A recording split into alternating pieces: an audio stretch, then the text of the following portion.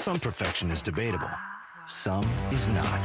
Patron, the world's #1 ultra-premium tequila. Simply perfect. Please drink responsibly. Margaret, I figured this one out on the 3rd or 4th pass. I didn't even understand what it was the first 3 or 4. When did you get it? You don't hang out in enough sleazy bars, do you? I got this the first time round. And it's actually part of a pattern in these ads. This company threw $25 million last year at these ads, and they all follow a similar pattern, like, is this perfect? And so you have a couple in bed together, and is it the perfect one-night stand or the perfect girl? And each time the viewer is asked to make the judgment about what's perfect or not.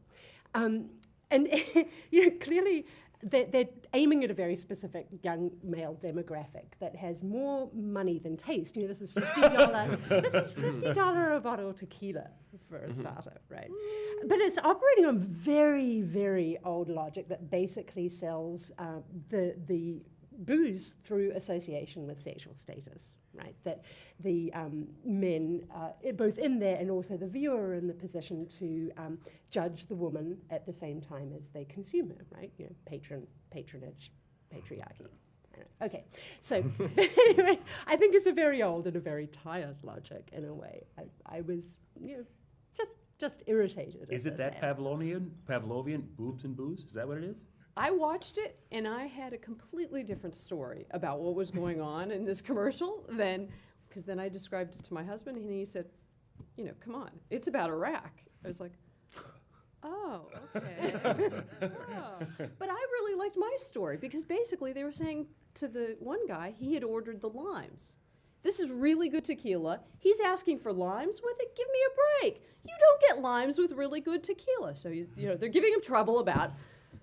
And that's why those guys are real and this guy's the fake, because he's asked for really good tequila and then limes to follow it up. But then, of course, the end of the commercial with the lime on the glass makes no sense. Doesn't fit together then. Because your story's better. Exactly. My story didn't make any sense after that. Charles, they were very animated for arguing about limes. Yeah, and talking at the same time. So it was really great debate. But I felt they did include us a bit. We were sort of that fourth person sitting in. And I think it's about, winners and losers, and they're all winners eventually. But I do think, unfortunately, it is about are the breasts real? I guess that's where I eventually came to. And I didn't think they were asking about whether the tequila was real.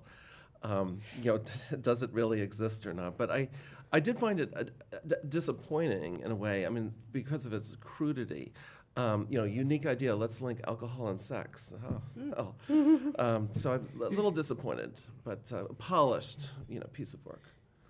Well, I actually, I like to think that if a commercial is about the female breast, I'm going to be one of the first people to notice. And I didn't get that from this ad at all. First off, there's only one woman in the ad, and it's the one who brings the cocktail. She doesn't bring it to the fake guy. She brings it to the guy in the middle.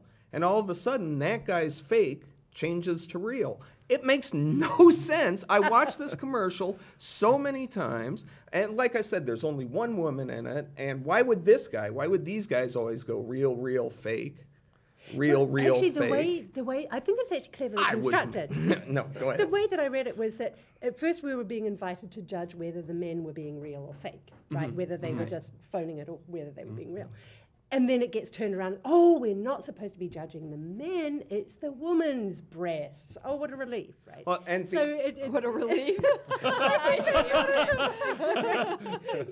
Right, yes. Oh, it's just about breasts after all. Tequila, yes. And the other thing, if it is about breasts, here's a little secret for you. Men don't care. We don't care if it's real or fake. We don't sit there. We don't do that. If that was true, the strip clubs would go out of business right and left. We just don't care, and it's not a way to sell tequila. But this being an educational show, I was able to learn something from this. That is, if you do go to a cleavage bar, go to one with very low tables. Those weren't sit tables; those were coffee tables. You had to bend way over.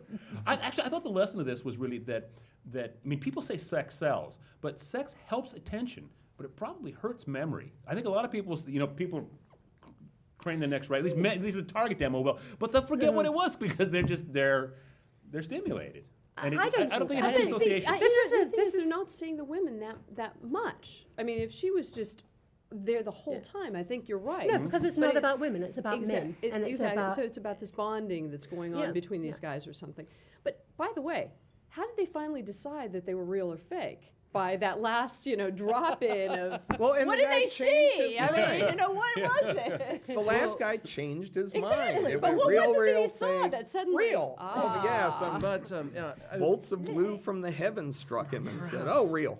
The silence was so telling because the lechery was so manifest. When they came back, they all looked like Eddie Haskell. They all just, Oh yeah, we did nothing. that's right. I think we were watching different commercials or something. It is because a Rorschach, I isn't it? didn't- Actually, one of the things that got me is how they keep talking about how it's perfect and how it's perfection, undebatable. That's one of my favorite. Perhaps they forgot the great tequila wars of the 70s, or something like that. Nothing is undebatable, and nothing is perfect. And comparing a tequila to, is this tequila more perfect than, say, God or the universe? Or, I mean, this is the perfect thing, this tequila. Not like I wouldn't chug a couple, but I don't think it's perfect. It seemed to be almost a commercial about implants, though. When people don't, it's been in the news lately that the crematoriums are having a problem with implants because Really? they're not combusting properly. So the morticians are quite upset. I think it's you guys who are obsessed with breasts. I think that's what's happening here. Time for exit question. They're conjecturing, are they real or not? They could just ask, but what would it be wise to not ask, Margaret? well, actually, John, ever since you asked me to be on the show, I've been wondering about your hair. I mean, isn't it? Like it seems. April. Your weight. Charles? I would not ask about whether breasts are real or not. Don't ask. Tim. I wouldn't want to ask what fake tequila tastes like because I don't want to know. It's probably prudent to not ask about your coworkers' religious beliefs. Coming up next, Pure.